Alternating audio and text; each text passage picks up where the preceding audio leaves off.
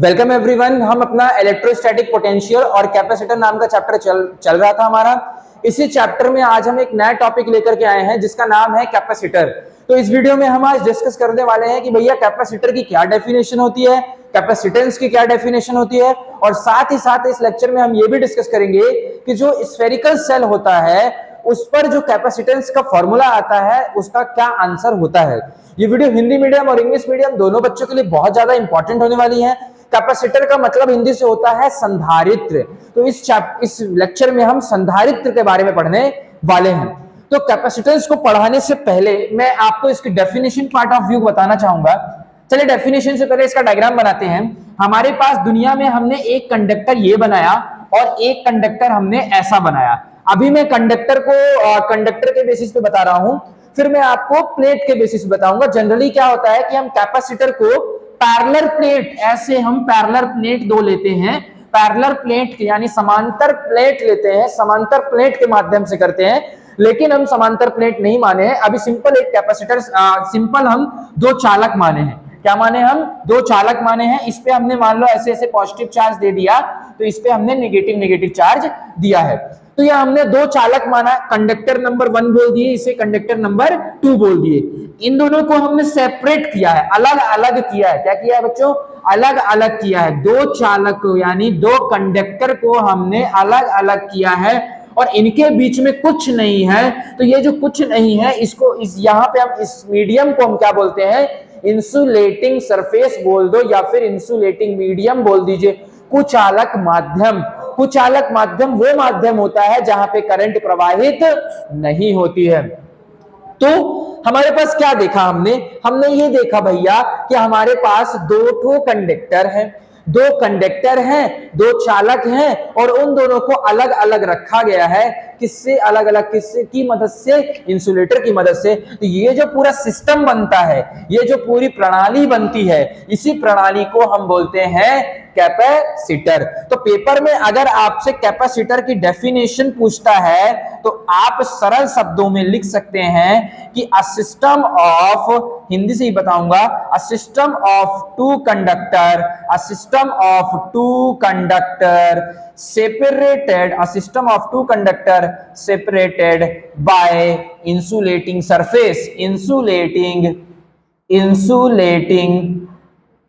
surface is called capacitor.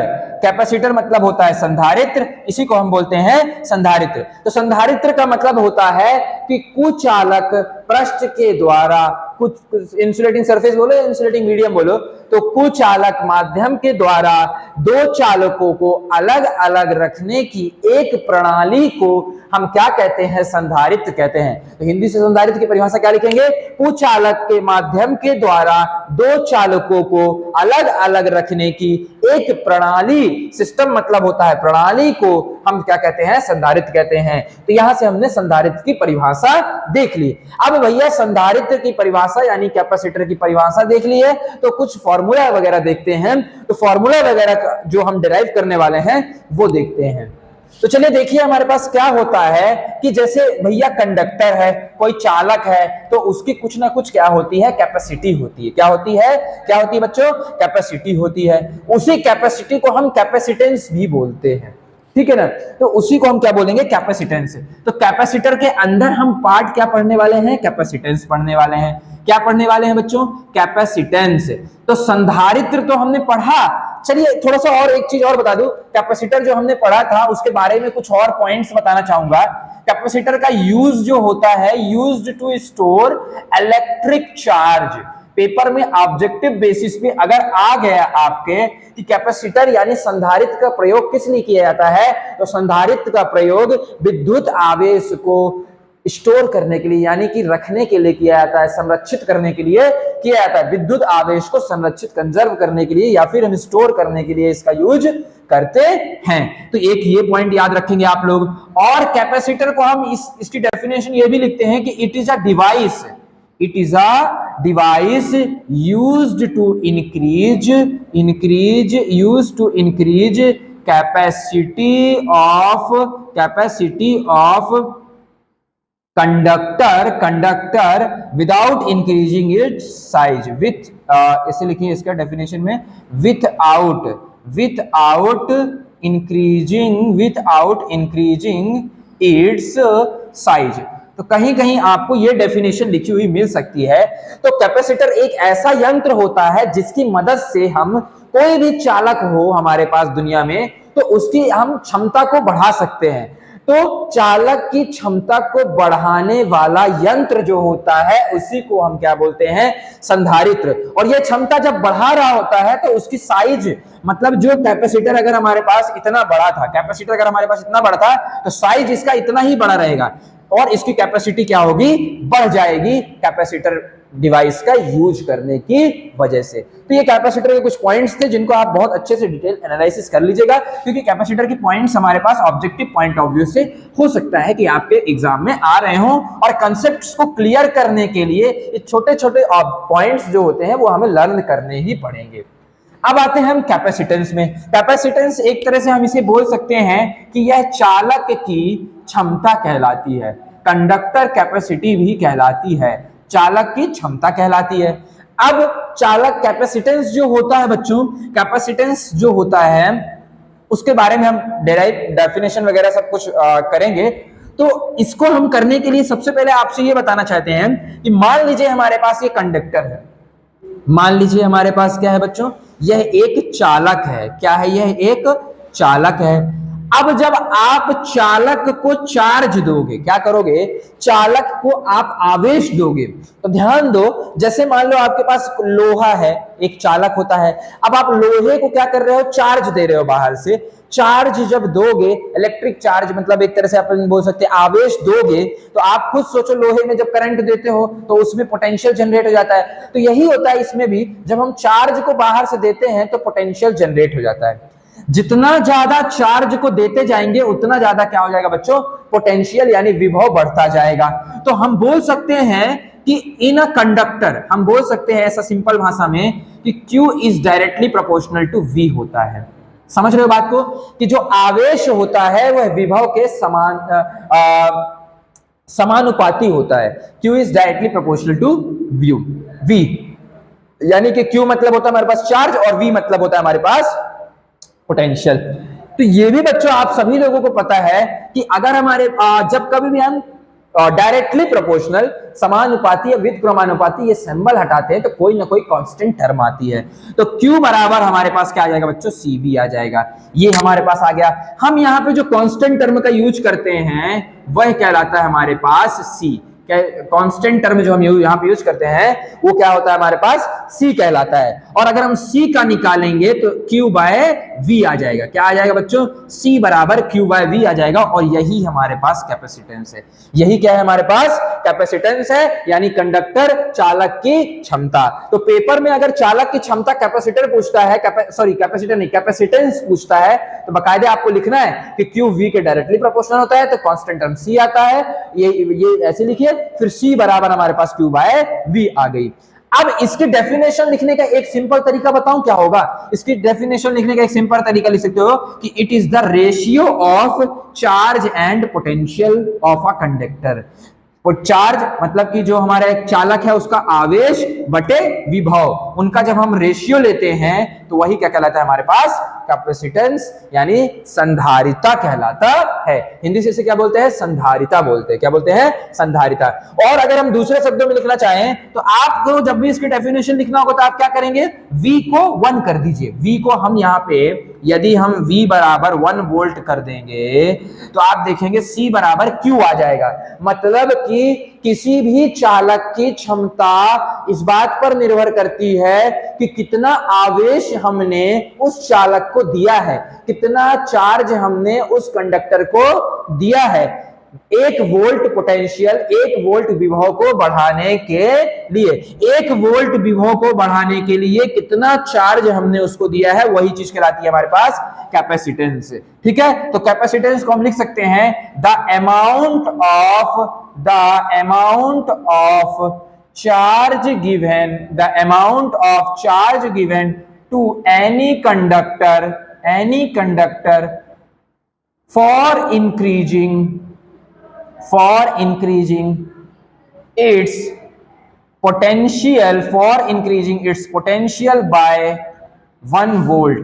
मतलब कि बच्चों हमने क्या देखा, मतलब ये हो गया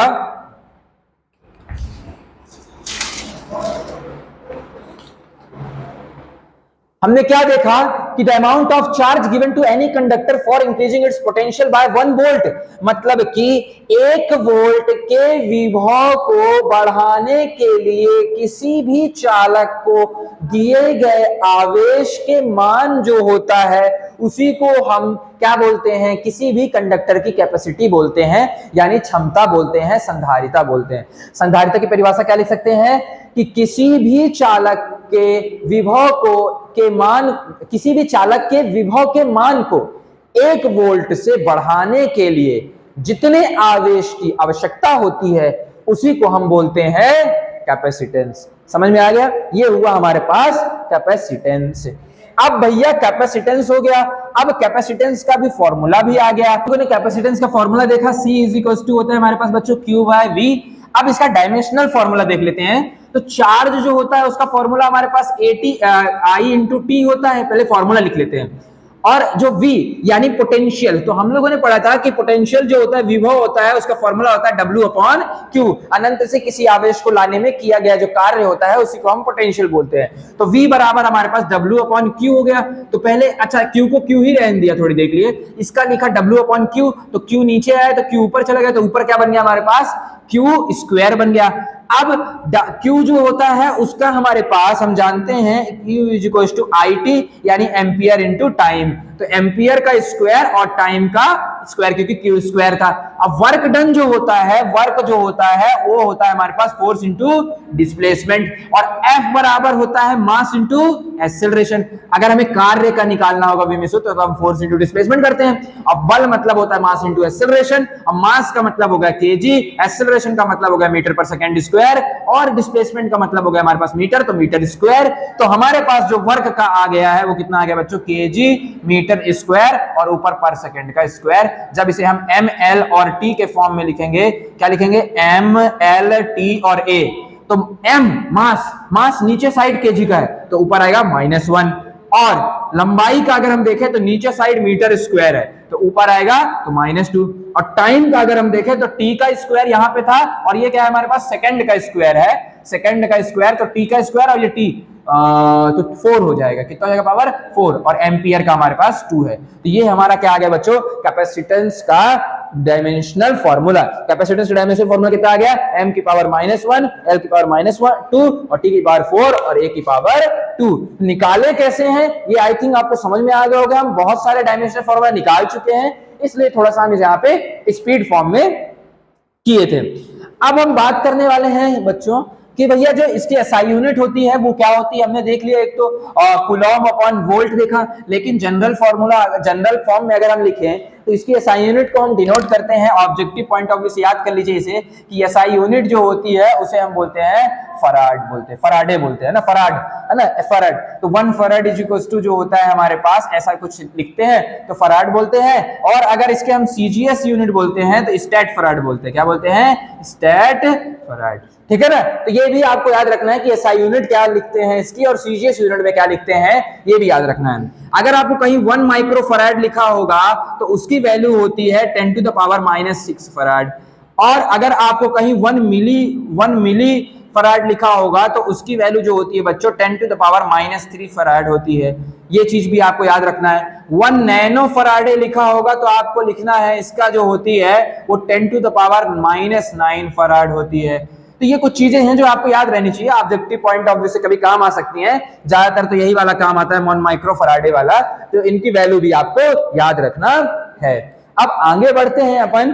स्फेरिकल जो हमने बोला था कि जो कैपेसिटेंस होता है किसी भी स्फेरिकल सरफेस, यानी कि किसी भी गोलीय कंडक्टर जो होता है, चालक होता है, उसकी जो कैपेसिटेंस आती है वो क्या आती है वो निकालना चाहते हैं।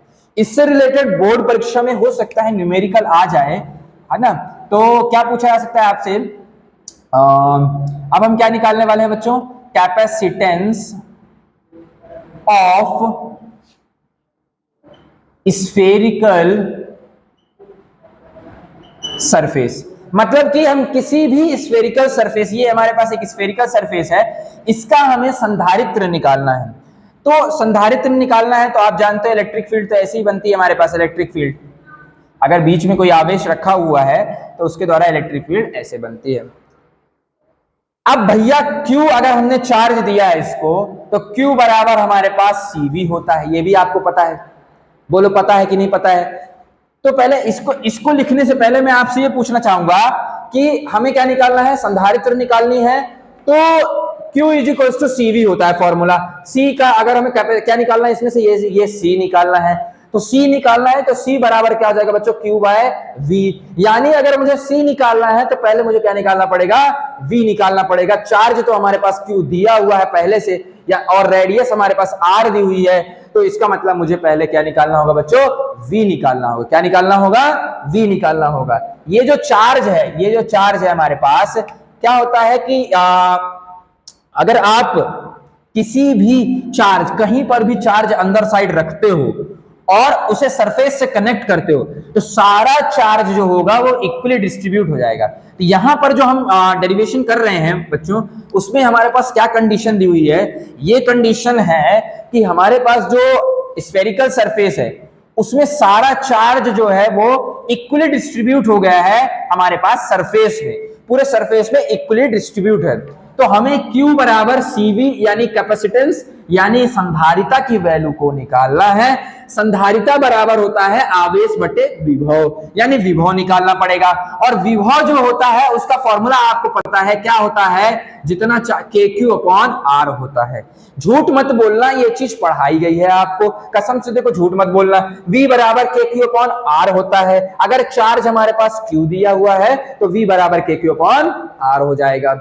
अब Q बराबर CV होता है, तो अगर मुझे ये फर्स्ट इक्वेशन हो गई और ये सेकंड इक्वेशन हो गई, तो पुट फर्स्ट इन सेकंड, पहले समीकरण को दूसरे में पुट कर दीजिए। तो Q बराबर C और V की जगह हमने रख दिया KQ अपॉन R। Q से Q यहां समाप्त हो गया, R को इधर भेज दिया, तो R बराबर C बाय K। तो यहां से हमारे पास C बराबर क्या आ गया बताओ, C बराबर आ गया हमारे पास R बाई K। अब बच्चों ये वाला जो K होता है, इसकी वैल्यू होती है हमारे पास 1 अपॉन 4 पाई एप्सिलॉन नॉट। ये पता है आपको K बराबर क्या होता है हमारे पास, 1 अपॉन 4 पाई एप्सिलॉन नॉट। जब कभी भी चलिए उसको बाद में डिस्कस करेंगे, पहले अभी डिस्कस कर लेते हैं। हम लोगों ने फोर्स का फॉर्मूला पढ़ा था, क्या पढ़ा था, K Q1 Q2 upon R square. फिर हमने बोला था जब कोई मीडियम में डालेंगे तो यहाँ पे कैपिटल K का डिवाइड हो जाता है, जिसे हम बोलते हैं डाइलेक्ट्रिक कांस्टेंट, पैरावैद्युत क्वथनांक है ना, पैरावैद्युत क्वथनांक बोलते हैं। तो K से हम डिवाइड कर देते हैं फोर्स में। तो यहां पे हमारे पास इस K की जगह क्या आता है, 1 अपॉन 4 पाई एप्सिलॉन नॉट। तो जहां 1 अपॉन 4 पाई एप्सिलॉन नॉट होता है वहां एक K का और मल्टीप्लाई कर देते हैं, यदि हमारे पास कोई दूसरा माध्यम होता है तो यहां पे हम क्या करेंगे बच्चों, यहां पे अगर हम देखा जाए तो K की जगह हमने लिख दिया 1 अपॉन 4 पाई एप्सिलॉन नॉट, और कैपिटल K का डिवाइड भी कर दिया, एप्सिलॉन नॉट के साथ ही कर दिया, क्योंकि एप्सिलॉन नॉट के साथ ही ना मल्टीप्लाई हो रहा था। 1 अपॉन 4 पाई एप्सिलॉन नॉट था, नीचे साइड K मल्टीप्लाई हो रहा था, तो नीचे साइड हमने मल्टीप्लाई कर दिया क्योंकि K मीडियम हमने डाल रखा है मान लीजिए। तो ये वाला टर्म ऊपर चला जाएगा, तो C बराबर हमारे पास क्या आ गया, 4 pi epsilon not K into R।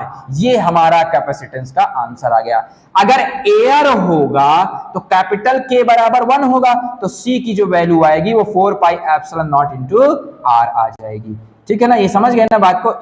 If अगर हवा होगी तो इसको लिख लीजिए कि स्फेरिकल सरफेस में कितना हमारे पास कैपेसिटेंस यानी संधारित्र का फॉर्मूला आता है, तो याद रखेंगे सभी लोग 4 pi epsilon not into R, 4 pi epsilon not into R। लेकिन अगर हमारे पास कोई मीडियम होगा तो उसका K आ जाएगा। वैक्स होता तो 2.3 जो भी है, याद किए होगे आप लोग, 2-3 याद करवाया था मैं आपको, तो यहाँ K आ जाता है, और नहीं तो पेपर में दिया रहता है। अगर हवा होगी तो ये आंसर आएगा। तो ये याद रखना है आपको, पेपर में ऑब्जेक्टिव में पूछा, न्यूमेरिकल्स में आपके पूछा सकता है। हो सकता है पेपर वाला आपको रेडियस दे दे और बोल दे कैपेसिटेंस की वैल्यू बताओ एयर में, तो रेडियस दे देगा तो 4 पाई, तो पाई की वैल्यू 22/7 3.14 भी लिख सकते हो, और एप्सिलॉन नॉट की वैल्यू जो आपको पता है 8.85 वाली, उसको लिख दोगे तो या और मल्टीप्लाई बाय क्या कर दोगे, आर जो वैल्यू दी रहेगी तो उससे हमारा कैपेसिटेंस की वैल्यू आ जाएगी। पिछले एक साल आ चुका है, मतलब बहुत साल पहले एक बार आ चुका है कैपेसिटेंस के फॉर्मूले पर बेस्ड एक न्यूमेरिकल, तो हो सकता है इस साल भी आने के चांसेस बन सकते हैं, हो सकता है आ जाए। तो आपको समझ के रखना है कि भैया इससे न्यूमेरिकल भी आपको पूछा जा सकता है। आई थिंक आपको ये लेक्चर अच्छे से समझ में आया होगा, सारी चीजें समझ में आई होंगी। क्या क्या सीखा हमने, कैपेसिटेंस सीखा, कैपेसिटर यानी संधारित्र सीखा, संधारिता सीखा, फिर हमने स्फेरिकल सरफेस का डिराइव करके देखा। आई होप आपको ये समझ में आया होगा। बेस्ट ऑफ लक, मिलते हैं फिर कभी, तब तक के लिए आप पढ़ते रहें और आगे बढ़ते रहें।